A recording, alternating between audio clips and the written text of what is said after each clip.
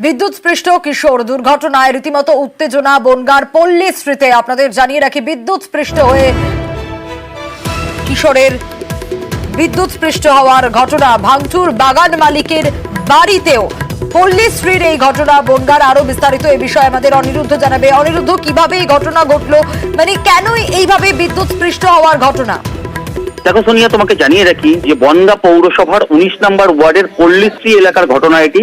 ওই এলাকায় অর্জুন রায়ের একটি পেয়ারা বাগান আছে। সেই পেয়ারা বাগানের পাশেই উনি প্রাচীর দিয়েছেন, পাকা প্রাচীর রয়েছে। প্রাচীরের উপরে যাতে পেয়ারা বাগান থেকে কোনো রকম পেয়ারা চুরি না করতে পারে যুবকরা, সেই কারণেই হয়তোবা জিআই তার দিয়ে তিনি বিদ্যুৎ সংযোগ করে রেখেছিল। জিআই তারে বিদ্যুৎ সংযোগ করে রেখেছিল। পাশেই একটি মাঠ, গতকাল সেখানে কিশোররা খেলছিল।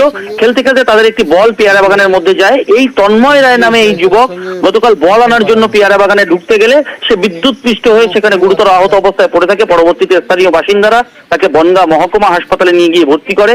গুরুতর আহত অবস্থা থাকার কারণে সেখান থেকে তার অবস্থার অবনতি হয় এবং ওখান থেকে স্থানান্তর করা হয় কলকাতায়। সে এখন চিকিৎসাধীন। এই ঘটনায় এলাকায় জানাজানি হতেই স্থানীয় বাসিন্দারা ক্ষুব্ধ হয়ে ওঠেন এবং এই অর্জুন রায়ের বাড়ি, অর্থাৎ পেয়ারা বাগানের মালিক অর্জুন রায়ের বাড়িতে তারা চড়াও ভাঙচুর করে। পরবর্তীতে বনগাঁ থানার পুলিশ ঘটনাস্থলে পৌঁছায়। ইতিমধ্যেই ঘটনার তদন্ত শুরু করেছে বনগাঁ থানার পুলিশ। স্থানীয় বাসিন্দাদের দাবি যে এরকম পেয়ারা বাগানে জিআই তারের মাধ্যমে বিদ্যুৎ সংযোগ রাখার কারণেই এই কিশোরের এরকম দুর্ঘটনা ঘটেছে। তারা চাইছে তার শাস্তি হোক এবং স্থানীয় কাউন্সিলরও দাবি করেছেন যে এরকম ধরনের নিন্দনীয় ঘটনা পুলিশকে সঠিক তদন্ত করে সঠিক ব্যবস্থা নেওয়ার জন্য অনুরোধ জানিয়েছেন স্থানীয় কাউন্সিলর সুরজিৎ দাস। সোনিয়া, বেশ অনিরুদ্ধ। বাচ্চা কাচ্চা সবসময় খেলা করে, তো তার কাছে খেলতে খেলতে একটা বল নাকি চলে গেছে পাঁচিলের ভিতরে। ওই বলটা একটা ছেলে আনতে গিয়ে এখানে নাকি কারেন্ট লাগানো হয়েছে তারে। ওই কারেন্টের শর্ট খেয়ে ও এখানে পড়েছিল। তো আর দুটো বাচ্চা নিয়ে এসে ওরে ধরাধরি করে লালপোলে নিয়ে যায়।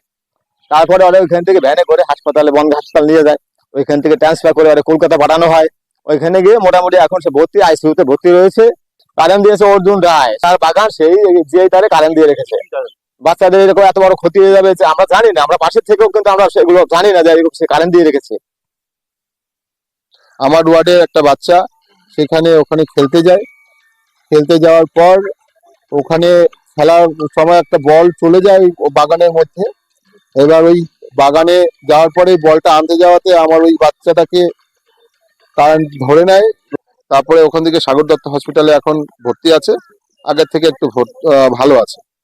অর্জুন রায়ের বাড়ি ভাঙচুর বলতে আমি এলাকার মানুষের কাছে শুনেছি, আমি জানি না বিষয়টা, কিন্তু এই রকম অমানবিক কাজ করেছে উনি, তাতে এলাকার মানুষ উত্তেজিত বসে এটা করে ফেলেছে, কিন্তু এটাও কাম্য নয়।